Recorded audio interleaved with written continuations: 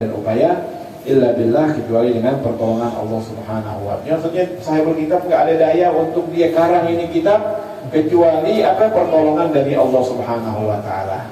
Dikarang daripada kitab ini, muqaddimahnya, khutbahnya daripada kitab yang ditulis oleh beliau. Adapun yang atasnya adalah ini tambahan aja, tambahan cetakan, ditulis apa tuh, kalau Allah Ta'ala likulli ja'alna minkum syir'atan wa minhaja, ini tambahan. Kalau adapun karangan ini dia dari basmalah itu. Kemudian masuk di dalam fasal tentang arkanul Islam. Satu atau dua aja kita baca, ya. Fasal arkanul Islam khamsatun, rukun Islam ada 5. Yang pertama syahadatu an la ilaha illallah wa anna muhammadar rasulullah. Rukun Islam ada 5. Ma'ruf nih udah, ya. Yang pertama syahadah, mengucapkan 2 kalimat syahadah, bahwa aku bersaksi bahwa tidak ada Tuhan selain Allah, wa anna muhammadar rasulullah, dan Nabi Muhammad adalah utusan Allah. Ya, di dalam hati. Maka kalau dia ucapin tanpa mengetahui daripada namanya, nggak dikatakan Islam dia. Ada orang mau masuk ke dalam agama Islam, kita ajarin dia langsung, jangan lupa dulu, ini mesti daftar dulu ke RT RW, lapor, jangan direpotin. Orang mau masuk ke dalam agama Islam, siapa yang ngajarin? Itu ada sampai radikal, maksudnya maksa-maksa orang tadi.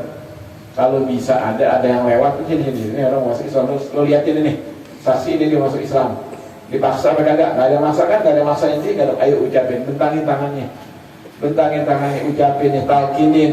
Maknanya ini adalah aku bersaksi bahwa tidak ada Tuhan yang patut disembah dengan benar kecuali Allah Subhanahu wa ta'ala, dan Nabi Muhammad adalah utusan Allah Subhanahu wa ta'ala. Pahamin artinya seperti ini? Ayo baca sekarang. Asyhadu an la ilaha illallah wa asyhadu anna Muhammadar Rasulullah. Ya, kita suruh ucapin seperti itu. Dengan dia baru ucapin begitu aja tuh, KTP-nya masih masih agama lain, bukan agama Islam, udah Islam dia.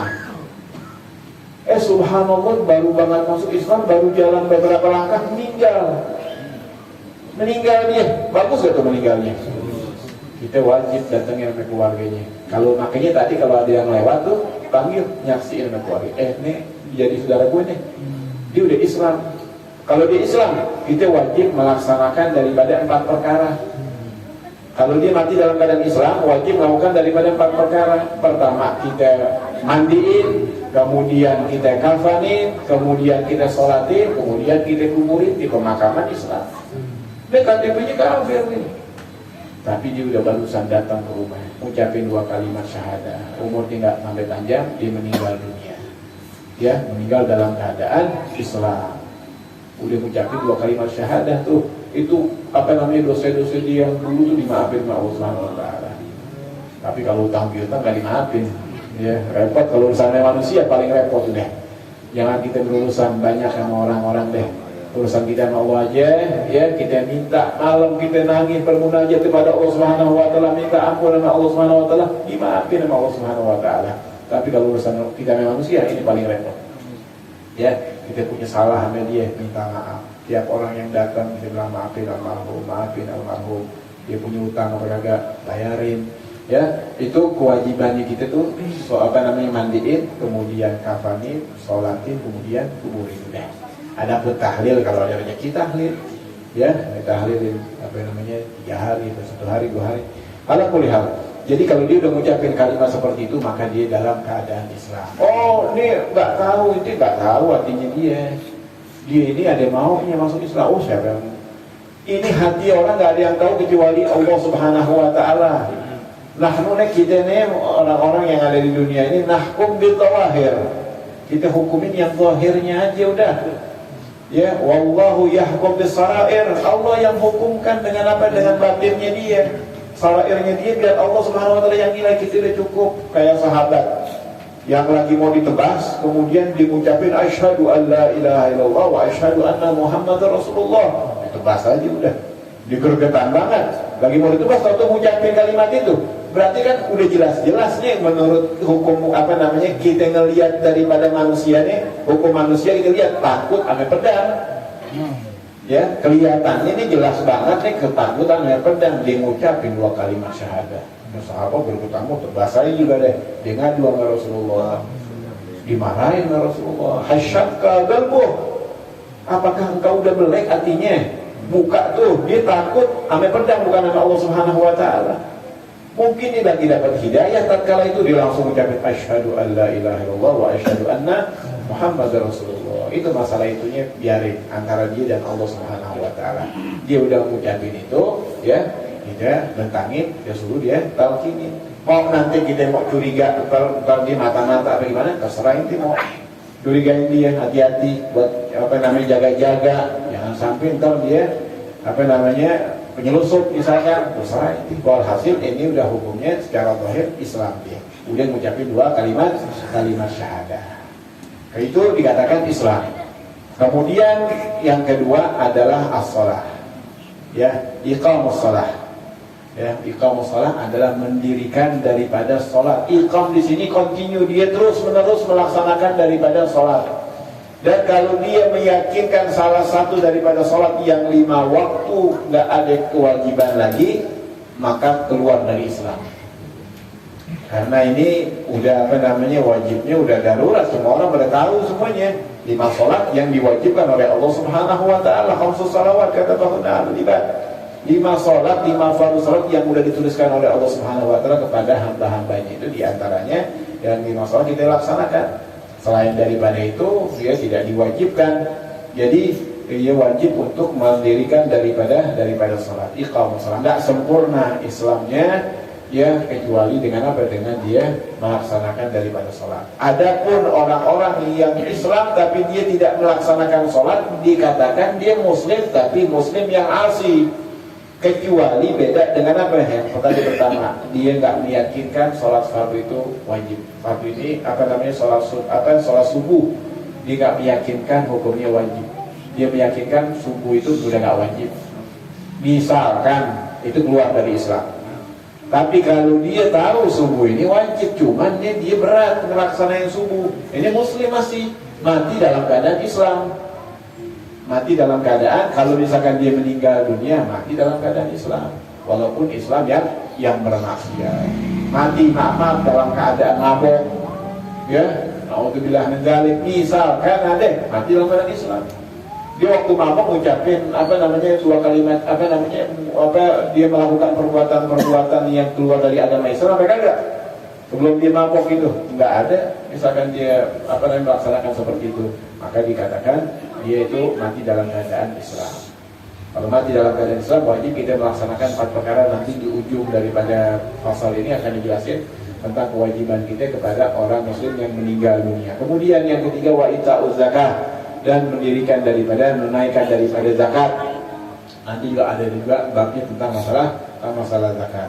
Kemudian wa shaum Ramadan, dan puasa di bulan suci Ramadan. Wa hajjul baiti man istata'a ilaihi sabila, dan hajjul bait, pergi haji bagi orang-orang yang istata'ah, yang mampu untuk melaksanakan haji dia dalam perjalanannya, ongkos pulang perginya, dan juga orang-orang yang ditinggal ada kemampuan apa kagak kira-kira. Kalau misalkan dia cuma mampu ongkosnya doang, orang-orang yang di rumahnya dia tawakal deh, DP namanya mertua, nah nggak wajib hajinya tuh. Hajinya kagak wajib, dia wajib nafkahin daripada kedua apa namanya anak istrinya atau adik ibunya. Itu lebih wajib daripada haji belum kena kewajiban dia. Tapi kalau ini orang apa namanya bengal juga, bawa berangkat juga, orang kaya tuh belum berangkat haji juga, nggak enak deh. Udah tuh apa namanya lo keserah deh, minta sama siapa kayak ntar makannya, itu kagak ada kewajiban. Duitnya mendingan buat kasih nafkah keluarganya dia. Kecuali ini orang udah ada kemampuan haji, dia masih kagak mau berangkat juga haji, itu diancam oleh Rasulullah SAW. Bahkan apa namanya orang yang demikian yang ada kemampuan haji tapi dia kagak berangkat ibadah haji, semua kesaksiannya ditolak oleh Allah SWT. Misalkan ada orang nyaksiin pernikahan, dia kagak melaksanakan, dia udah ada kewajiban melaksanakan ibadah haji, punya kewajiban, duitnya udah ada banyak banget, tapi dia nggak mau melaksanakan ibadah haji. Kemudian naudzubillah min dzalik, habis melangsungkan akad nikah ini orang meninggal dunia, saksinya meninggal dunia, nikahnya gak sah. Kenapa? Karena syahid itu diwajibkan syahid yang adil. Orang yang adil, malam yartakib kabirah walam yasir ala saghirah wa ghalabatil ta'atu ma'asi. Sedangkan dia mati dalam keadaan maksiat. Mati dalam keadaan maksiat apa ya? Dia belum melaksanakan ibadah haji. Udah ada kemampuan ibadah haji, dia tidak melaksanakan daripada ibadah haji. Maka dikatakan dia bermaksiatnya itu tatkala dia meninggal dunia. Sedangkan tahun kemarin-kemarin mampu dia itu bisa dia berangkat ibadah haji, tapi dia nggak mau berangkat ibadah haji, sayang duit. Dia lebih mementingkan daripada pekerjaannya dia. Kalau gue berangkat haji, ini kerjaannya gue tinggal, ini ruginya sekian ratus juta misalkan. Tapi kalau mau deh berangkat ibadah haji itu ya, bahwa yakinnya dia bermaksiat itu tatkala dia meninggal dunia dan dia belum melaksanakan ibadah haji. Tapi kan kita nggak tahu. Yang tahu siapa itu dia. Ya mungkin dia ada keperluan lain, kita nggak tahu urusan dapurnya dia. Kelihatannya dia mapan, masya Allah orangnya, tapi banyak orang-orang yang pada begitu utangnya lebih banyak lagi. Ya, utangnya lebih banyak lagi, belum ada kemampuan. Kita nyangkanya, kita pandangan mata kita ini dohirnya dia orang yang wajib melaksanakan ibadah haji, Pak, tapi tabungannya dia lebih banyak lagi. Nah, yang demikian itu yang tahu siapa? Antara dia dan Allah Subhanahu wa taala. Kecuali teman dekatnya ngomong seperti itu, udah deh, ente udah berbahagia, udah nikah lagi. Ya, saksinya kemarin udah meninggal dunia dan dia belum melaksanakan ibadah haji, biar lebih yakin lagi, perbaharui daripada nikah. Makanya kita jangan pakai nikah siri. Kalau nikah siri undangin yang kita undang ulama, jangan cuma 2 doang. Yang kita bawa ke KUA kan begitu tuh, nikah di KUA ada KUA, kemudian saksi 2, udah begitu doang. Kalau saksinya orang yang bukan adil, nggak sah, harus orang yang adil. Makanya dianjurkan kita untuk izhar, untuk kita kasih undangan, ya, bahkan undangin orang-orang yang soleh di situ. Soleh, undang. Iya, jangan undang-undang orang-orang yang biasa, ya. Orang-orang kita nggak tahu dia bertakwa atau tidak, kita undang-undang orang-orang yang baik, orang-orang yang soleh diundang. Jadi kesaksiannya betul-betul disaksikan oleh mereka. Yang cuma neken aja itu 2 aja, itu cuma formalitas aja.